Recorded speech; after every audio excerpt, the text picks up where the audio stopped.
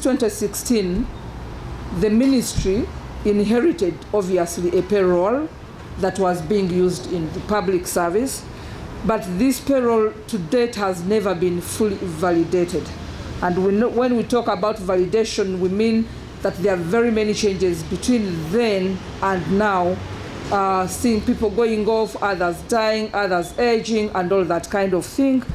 And now we want to validate this and understand who are the true beneficiaries, who are the people that should be paid. We want a clean payroll. Therefore, the reasons for this exercise are basically three.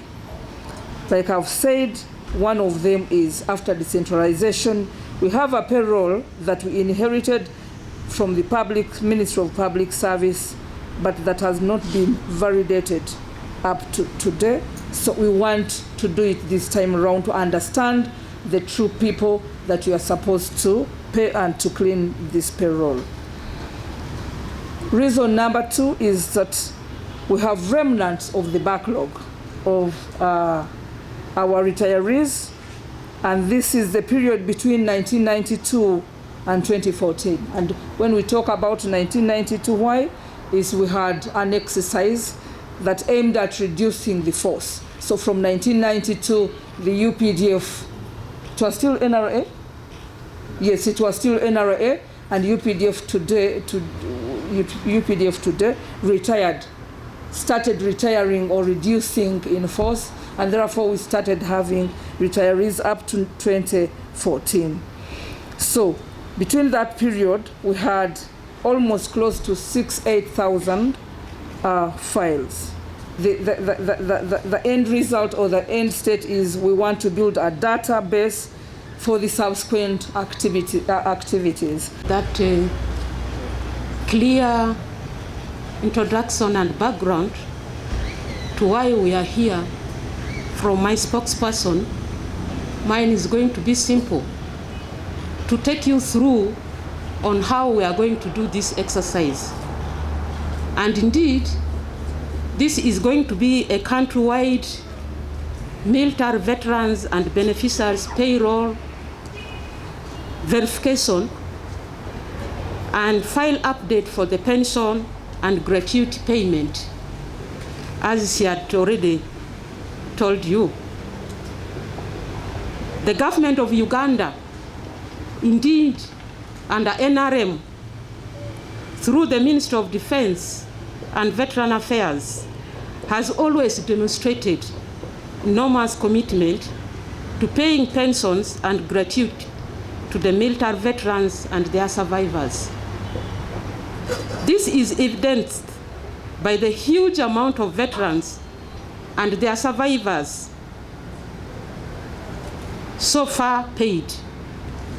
For instance, among the backlog, we have paid 11,000 veterans and beneficiaries from the expected number of 68,000 that are supposed to be paid. The government has already paid 11,000 people. That's not the only thing that this government is doing. Right now, we are paying 24,000 veterans and beneficiaries monthly, which is costing government 5 billion monthly. That is what we are paying for our veterans. But the Ministry of Finance has already released for us 90.6 billion, where we have paid the 11,000. And we have requested, and we are hopeful, before the end of this financial year, we will get the 97 billion to pay the rest that have already been verified. That is under the backlog. Then for the 5 billion monthly payment, obviously it will change. It's going to change, and it may even be bigger than this. Because first of all, we now have the normal retirement. Normally, when the time comes, we retire people. When we are retiring them, the cost of paying their pension and gratuity continues to increase because the number increases. So it is automatically this number will increase. And certainly that we are going to the field, we are also hopeful that some of the monies that we have been paying, we will get other people who have died long time ago. You know, Ugandans are wise people. I think we are thinking that some of them were not reporting to us that we have lost our dear ones, now stop paying. It will be very difficult for us to do. So it is from this verification that we will identify some of these people. It is from the verification that we will find out the children that we have been paying. Some of them are now above 21 years. Those ones now don't qualify to be on the payroll. So the payroll at that backlog level and the people we have been paying, we know it will reduce some of bit of money, but with the normal retirement, the 5 billion we are paying monthly will continue to increase by time.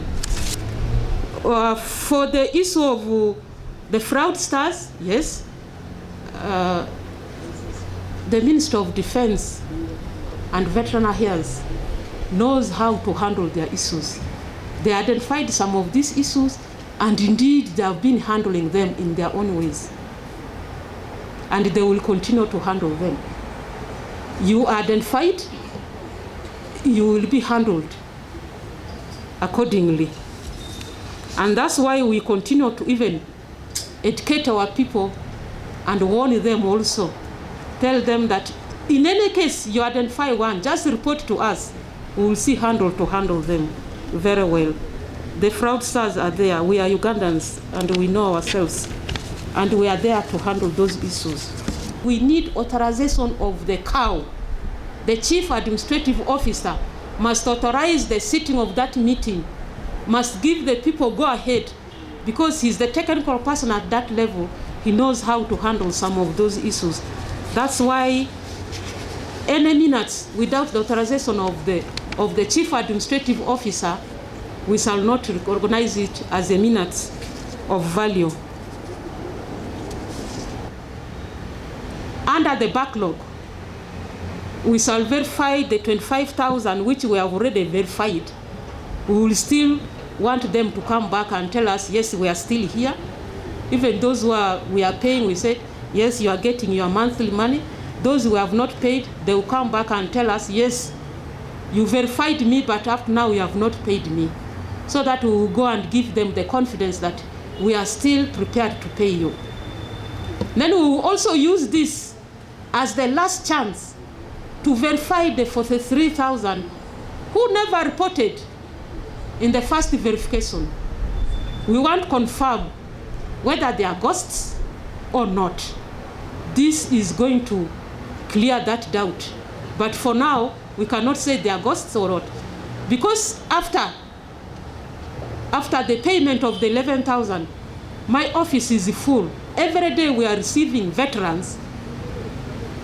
Seeing that others were paid, they have developed a hope that they can now also be paid.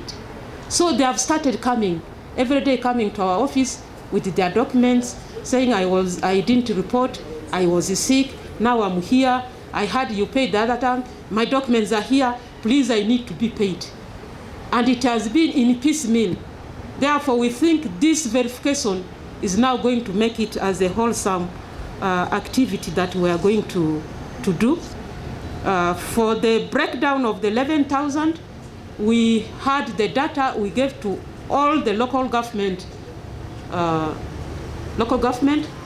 LC5 chairperson, the COW. Every district, we give you the list of the people we have paid. But if you think going to those districts is very far, come to my office, we will give you the detail. For the COVID-19 certificate as a condition, for now it's not one of the conditions we have put here, and indeed it's not in a law, but knowing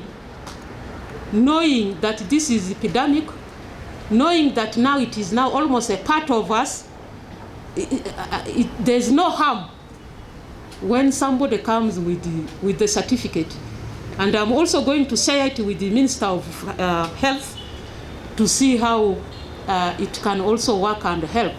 We will not use it to stop somebody, but we have no harm to make people come with their certificates during this verification.